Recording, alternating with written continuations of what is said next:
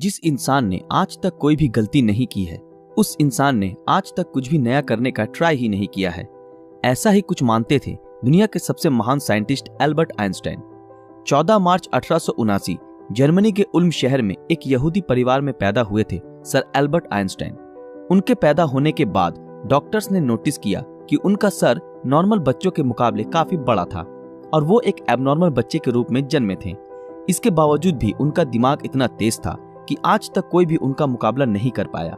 आज 60 साल हो गए आइंस्टाइन हमें छोड़ के चले गए हैं, लेकिन आज भी साइंस उनकी थीसिस के बिना कमजोर है।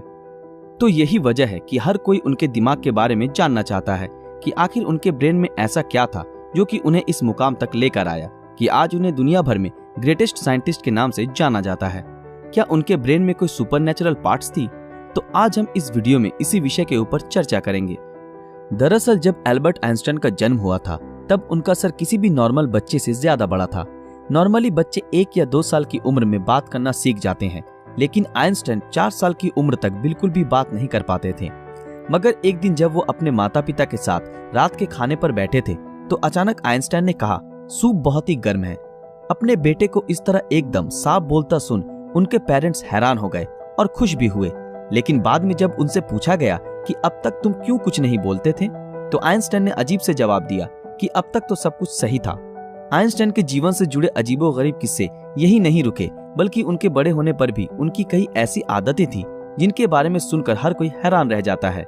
जैसे कि एल्बर्ट आइंस्टाइन को डेट्स और फोन नंबर याद रखने में प्रॉब्लम होती थी, यहाँ तक कि उन्हें खुद का टेलीफोन नंबर भी याद नहीं रहता था। एक बार उनके एक सहकर्मी ने उनसे उनका फोन नंबर मांगा तो आइंस्टाइन उनके पास रखे टेलीफोन डायरेक्टरी में अपना नंबर ढूंढने लगे। ये देख के सहकर्मी ने चकित होकर बोला, आप अपना खुद का फोन नंबर क्यों याद नहीं रखते? तो आइंस्टाइन ने उनको कहा कि किसी ऐसी चीज को भला क्यों मैं याद रखूं जो मुझे किताबों में ढूंढने से मिल जाती है। आइंस्टाइन कभी भी जूतों के अंदर मोजे नहीं पहनते थे, क्योंकि उनकी टांगों की उंगलियां इतनी बड़ी थी कि बचपन में हमेशा टांगों की उंगलियों की वजह से मोजे में छेद हो जाते थे। इसलिए उन्होंने मोजा पहनना ही छोड़ दिया। यहाँ तक कि वो अपने जूतों के फीते भी दूसरों से बंधवाते थे, क्योंकि उन्हें जूते के फीते बांधना भी नहीं आता था। दोस्तों, आइंस्टाइन हमेशा कहते थे कि मेरे अंदर कोई खास चीज नहीं है, पर मैं तो केवल एक ऐसा इंसान हूँ जिसमें क्यूरियोसिटी कूट कूट कर भरी हुई है। लेकिन आपको ये जानकर हैरानी होगी कि आइंस्टाइन हमेशा से इतने बुद्धिमान नहीं थे, बल्कि वो बचपन में पढ़ाई में बहुत ही कमजोर थे। इसलिए बचपन में उनकी गिनती बेवकूफ बच्चों में की जाती थी। उनकी कुछ हरकतों की वजह से उन्हें कुछ लोगों ने तो शारीरिक रूप से विकलांग कहना भी शुरू कर दिया था।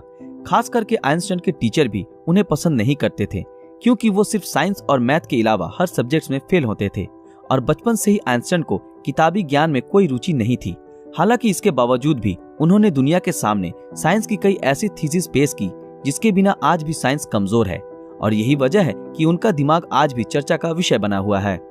18 अप्रैल 1955 आइंस्टाइन की मृत्यु के बाद पैथोलॉजिस्ट डॉक्टर थॉमस हार्वे ने आइंस्टाइन के परिवार की अनुमति के बिना ही उनके दिमाग को रिसर्च के लिए निकाल लिया था और वो वहां से भाग गए।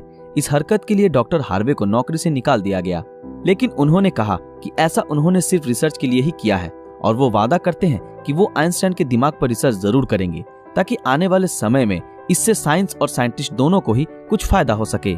लेकिन रिसर्च के लिए परमिशन न मिलने के कारण डॉक्टर हार्वे ने आइंस्टाइन के दिमाग को एक जार के अंदर बेसमेंट में कैद रखा। बाद में आइंस्टाइन के बेटे हैंस एल्बर्ट आइंस्टाइन की अनुमति के बाद डॉक्टर हार्वे ने आइंस्टाइन के दिमाग पर रिसर्च करना शुरू किया। पहले उन्होंने आइंस्टाइन के दिमाग का वजन किया, जिसका वजन 1230 ग्राम था, जो नॉर्मल इंसान के दिमाग के वजन से काफी छोटा था, क्योंकि दरअसल एक इंसान के दिमाग का वजन करीब 1400 ग्राम होता है।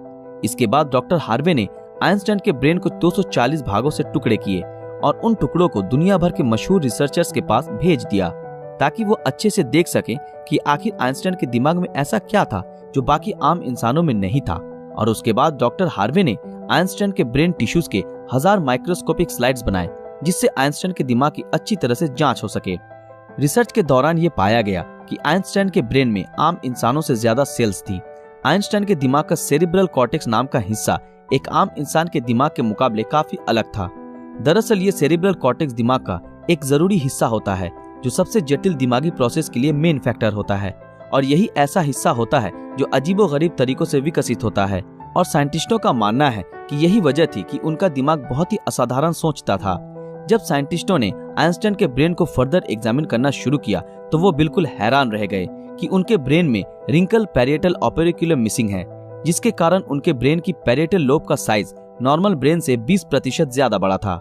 साइंटिस्टों का कहना है कि यही वजह है कि आइंस्टाइन की मैथमेटिकल स्किल और चीजों को इमेजिन करने की पावर नॉर्मल ब्रेन से ज्यादा थी और उनके दिमाग में न्यूरॉन्स की डेंसिटी 17% ज्यादा थी, जिस वजह से आइंस्टाइन को ज्यादा ब्रेन पार्ट मिलती थी।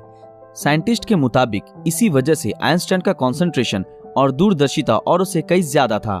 साइंटिस्ट कहते हैं कि आइंस्टाइन के ब्रेन में ज्यादा फोल्ड थी, जो उनकी इंटेलिजेंसी का और एक कारण था। आइंस्टाइन का दिमाग 46 टुकड़े के रूप में अमेरिका के फिलाडेल्फिया शहर के मटर म्यूजियम में प्रिजर्व किया गया है। दोस्तों, आज साइंस ने कितनी तरक्की कर ली है, लेकिन इसके बावजूद आज भी आइंस्टाइन के दिमाग और इंटेलिजेंसी एक पहेली बनी हुई है। लेकिन साइंटिस्टों को आशा है कि फ्यूचर में किसी बेहतरीन टेक्निक के जरिए आइंस्टाइन के दिमाग को और भी बेहतर तरीके से जानने में कामयाबी हासिल होगी। डॉक्टर थॉमस ने आइंस्टाइन के दिमाग के साथ जो कुछ भी किया, क्या वो सही था या गलत? इस बारे में आपकी राय हमें कमेंट में जरूर बताएं। दोस्तों, आज के लिए बस इतना ही। आशा करते हैं आप लोगों को ये वीडियो पसंद आया होगा। तो फिर मिलेंगे अगले वीडियो में ऐसे ही किसी मजेदार विषय के साथ। अगर आप ऐसे ही और वीडियो देखना चाहते हो तो हमारे इस चैनल को सब्सक्राइब करके बेल आइकन ऑन कर दें, ताकि जब भी कोई नया वीडियो आए आप तक नोटिफिकेशन पहुंच जाए। अगर ये वीडियो आप लोगों को अच्छा लगा तो इस वीडियो को लाइक, कमेंट और ज्यादा से ज्यादा शेयर जरूर करें। तो मिलते हैं आपके साथ अगले वीडियो में, तब तक के लिए शुक्रिया।